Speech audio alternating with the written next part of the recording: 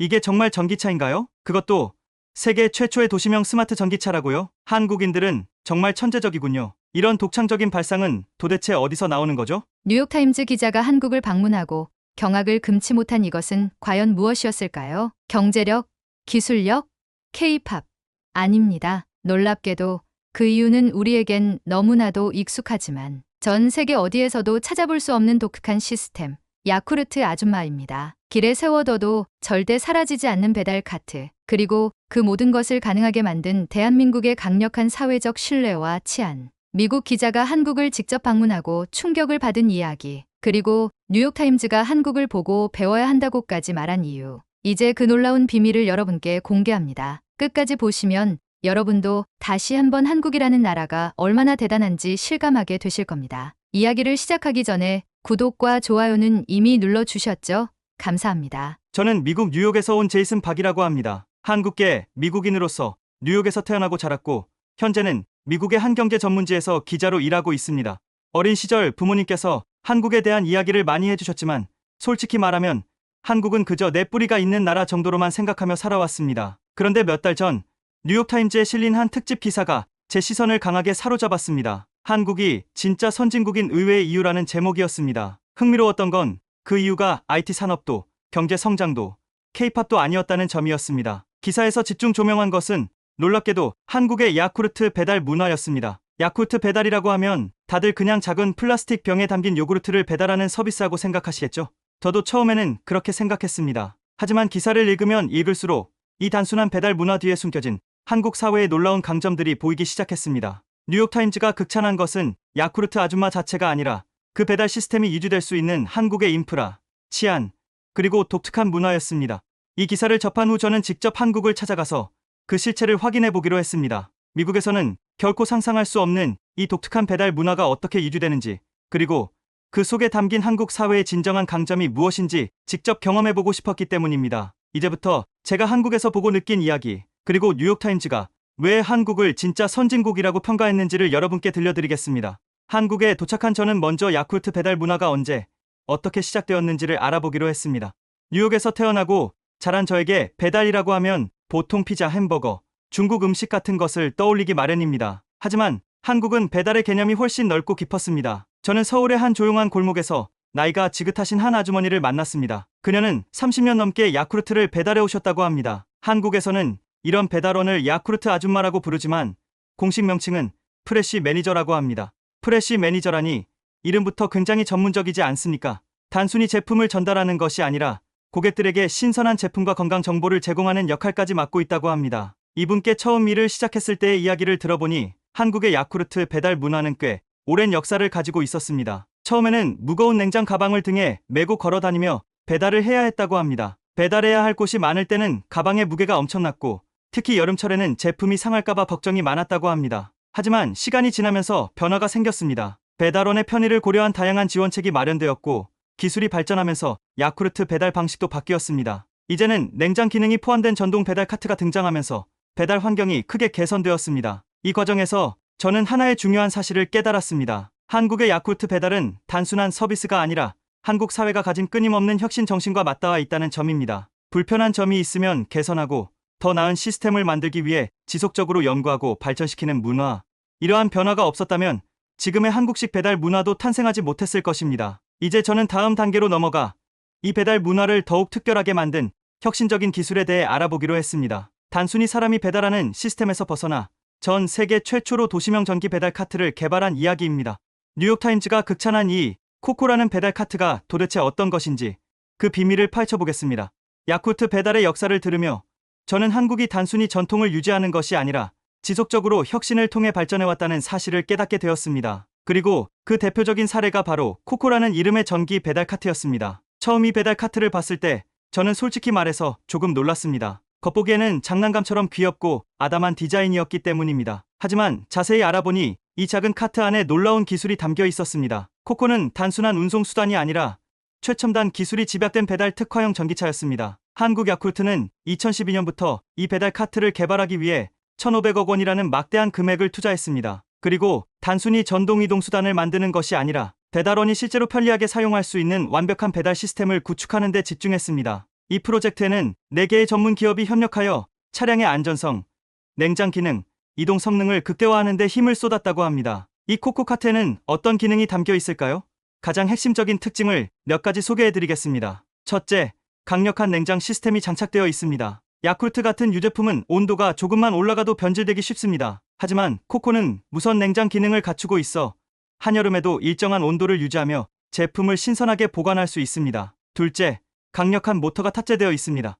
물론 배달할 때 그렇게 빠르게 달릴 필요는 없지만 이 정도의 속도를 낼 수 있다는 것은 차량의 성능이 굉장히 뛰어나다는 의미입니다. 셋째, 강력한 등판력과 배터리 성능을 갖추고 있습니다. 한국은 평지가 많지 않고 언덕과 경사가 있는 지역이 많습니다. 따라서 배달 차량이 이런 지형에서도 원활하게 움직일 수 있어야 합니다. 코코는 강력한 배터리와 모터 덕분에 경사가 심한 골목길에서도 무리 없이 운행할 수 있으며 한번 충전하면 하루 종일 사용할 수 있습니다. 넷째, 안전 시스템이 완비되어 있습니다. 충돌 방지 센서, 조형 보조 장치, 원격 제어 기능까지 갖춰져 있어 배달원이 안전하게 이동할 수 있도록 설계되었습니다. 또한 야간 운행을 고려해 열선 손잡이와 밝은 전조등까지 기본 장착되어 있습니다. 저는 이 코코카트가 단순한 전기차가 아니라 배달원의 안전과 효율성을 극대화한 배달 특화 시스템이라는 점에 감탄했습니다. 그리고 이런 혁신적인 배달 카트가 탄생할 수 있었던 데에는 한국 사회에 한 가지 중요한 특징이 있었습니다. 바로 완벽하게 정비된 인프라였습니다. 한국의 배달 시스템이 다른 나라에서는 불가능한 이유는 무엇일까요? 그리고 왜 뉴욕타임즈는 한국의 도로와 보행자 인프라를 극찬했을까요? 코코카트의 혁신적인 기술을 이해한 후 저는 한 가지 의문이 들었습니다. 이렇게 비싸고 첨단 기능을 갖춘 배달 전용 전기차가 실제로 거리에서 원활하게 운행될 수 있는 이유는 무엇일까? 미국에서 배달을 해본 경험이 있는 분들은 아실 겁니다. 뉴욕 같은 대도시에서는 보행자 도로가 좁거나 아예 없는 곳도 많고 길거리가 울퉁불퉁해서 작은 바퀴가 달린 운송수단을 이용하기가 쉽지 않습니다. 심지어 도로 상태가 나쁜 곳은 배달 자체가 어렵습니다. 하지만 한국에서는 골목길까지 매끄럽게 포장되어 있고 배달원이 편리하게 이동할 수 있도록 인도가 잘 정비되어 있습니다. 뉴욕타임즈가 코코카트를 극찬한 이유도 여기에 있었습니다. 단순히 뛰어난 기술력이 아니라 그 기술이 실현될 수 있는 환경이 갖춰져 있다는 점이야말로 한국 사회의 가장 큰 강점이라는 것입니다. 먼저 한국의 도로 시스템은 매우 정교하게 설계되어 있습니다. 서울과 같은 대도시는 물론이고 지방 소도시까지도 대부분의 도로가 포장되어 있으며 보행자 도로와 차량 도로가 명확하게 구분되어 있습니다.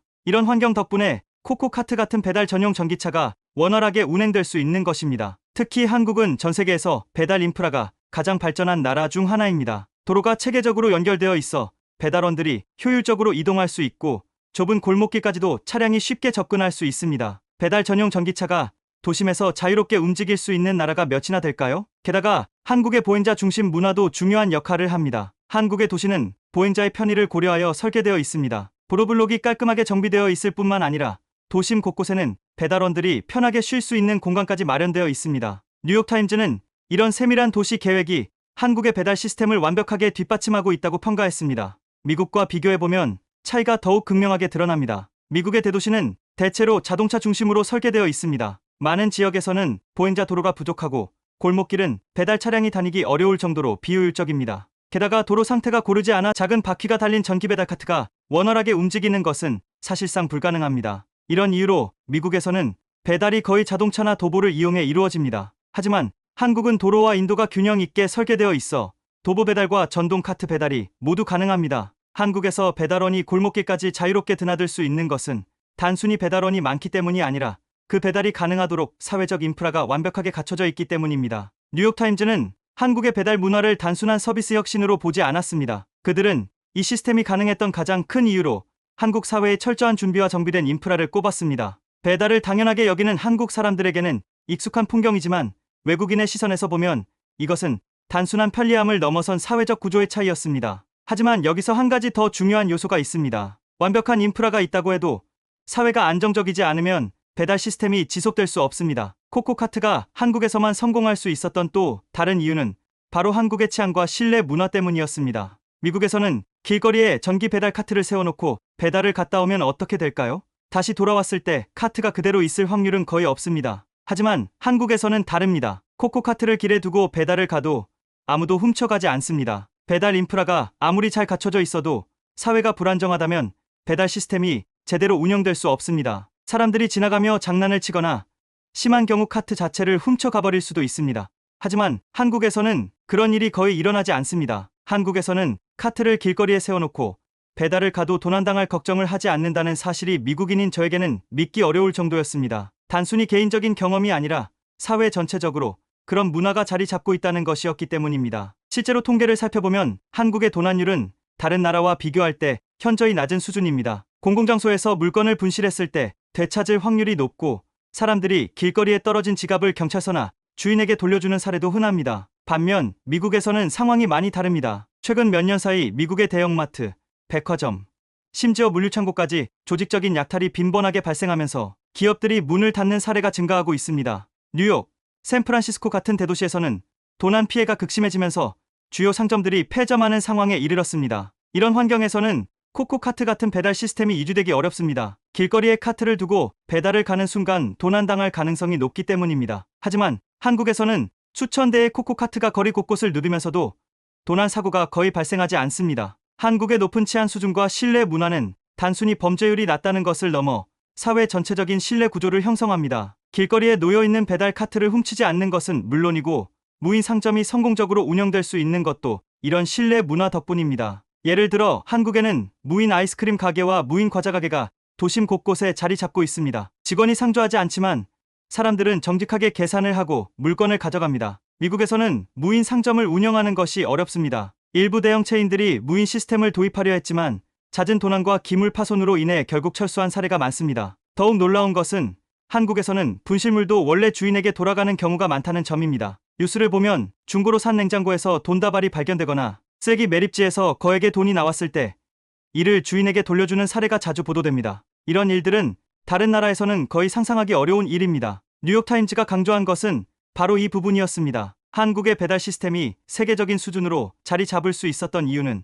단순히 기술력 때문이 아니라 사회가 신뢰를 바탕으로 움직이기 때문이라는 점입니다. 심지어 한국에서는 싸움이 벌어지더라도 야쿠르트 카트가 지나가면 모두 싸움을 멈추고 배달원이 안전하게 지나갈 수 있도록 길을 터준다는 말이 있을 정도입니다. 이것이 바로 한국만의 독특한 배달 문화입니다. 미국에서는 도난을 방지하기 위해 배달원이 직접 고객에게 음료를 전달하고 서명을 받아야 하는 경우가 많습니다. 하지만 한국에서는 그런 복잡한 절차 없이도 배달이 원활하게 이루어집니다. 프레시 매니저들은 배달 카트를 잠그거나 감시할 필요 없이 신뢰를 바탕으로 자유롭게 움직입니다. 이러한 치안과 신뢰 문화는 단순히 범죄율이 낮아서가 아니라 한국 사회가 신뢰를 바탕으로 돌아가는 구도이기 때문에 가능하다는 점을 뉴욕타임즈는 강조했습니다. 이제 저는 한 가지 더 궁금해졌습니다. 이렇게 완벽한 배달 인프라와 높은 신뢰도를 갖춘 한국 사회에서 배달 문화는 단순한 서비스를 넘어 어떤 의미를 가지게 되었을까요? 뉴욕타임즈가 한국의 배달 문화를 분석하며 감탄한 이유는 단순한 편리함 때문이 아니었습니다. 한국의 배달 문화는 단순한 서비스가 아니라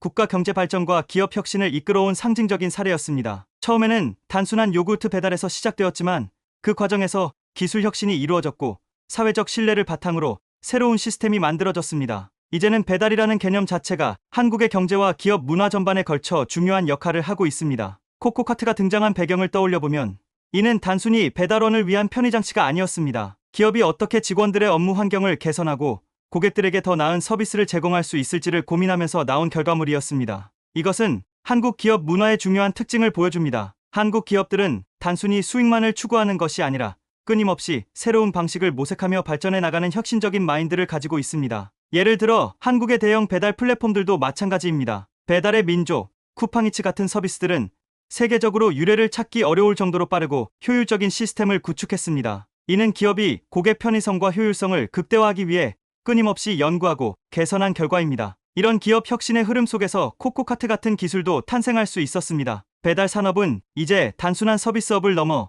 한국 경제의 핵심 성장 동력 중 하나로 자리 잡았습니다. 한국의 배달 시장 규모는 이미 수십조 원을 넘어서며 전 세계에서도 가장 빠르게 성장하는 시장 중 하나로 평가받고 있습니다. 이러한 성장은 단순히 사람들이 배달 음식을 많이 시켜서 이루어진 것이 아닙니다. 그 뒤에는 기업들의 끊임없는 연구 개발, 정부의 인프라 지원, 그리고 소비자들의 높은 신뢰 수준이 있었습니다. 예를 들어 한국의 배달 시스템은 주문, 결제, 배달까지 모든 과정이 디지털화되어 있습니다. 배달 앱을 열고 몇 번의 터치만 하면 주문이 완료되고 실시간으로 배달 상태를 확인할 수 있습니다. 이러한 시스템이 가능했던 이유는 한국 사회가 디지털 혁신을 빠르게 수용하는 문화를 가지고 있기 때문입니다. 뿐만 아니라 한국의 배달 문화는 새로운 고용 시장을 창출했습니다.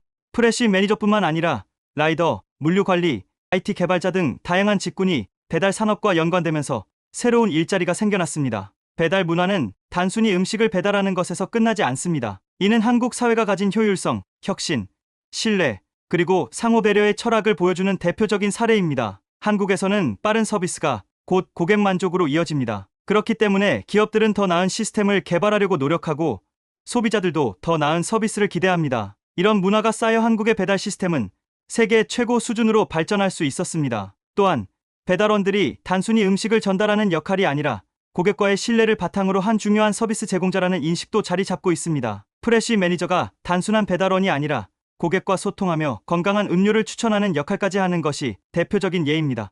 이제 저는 확신할 수 있었습니다. 한국의 배달 문화는 단순한 편리함을 넘어 한국 사회가 가진 강점을 집약적으로 보여주는 하나의 상징이라는 것을요. 뉴욕타임즈가 한국의 배달 문화를 집중 조명한 것은 단순히 특이한 사례를 소개하기 위해서가 아니었습니다. 그들이 한국을 진짜 선진국이라고 평가한 이유는 한국의 배달 문화 속에 국가의 발전을 이끌어 온 핵심 요소들이 집약되어 있기 때문입니다. 저는 뉴욕에서 자라면서 선진국이란 무엇인지 늘 미국을 기준으로 생각해 왔습니다. 경제 규모, 군사력, 정치적 영향력 같은 요소들이 선진국을 결정하는 기준이라고 여겼습니다. 하지만 한국을 직접 경험하면서 진정한 선진국이란 단순히 경제적 부유함을 넘어서 사회가 얼마나 체계적이고 효율적이며 신뢰를 바탕으로 움직이는가에 달려있다는 사실을 깨닫게 되었습니다. 여러분, 우리가 매일처럼 접하는 배달 문화가 이렇게까지 대단한 의미를 가지고 있다는 사실 알고 계셨습니까? 단순한 편리함이 아니라 혁신과 신뢰, 그리고 대한민국만의 독보적인 시스템이 만든 기적.